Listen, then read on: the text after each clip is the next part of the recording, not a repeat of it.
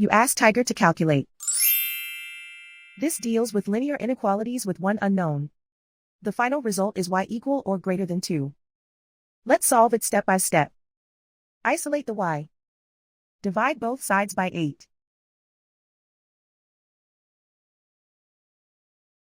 Simplify the fraction.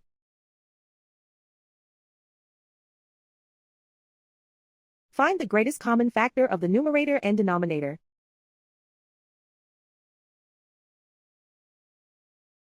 Factor out and cancel the greatest common factor.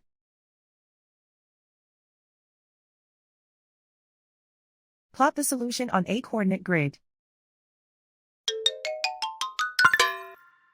And so the final result is y equal or greater than 2.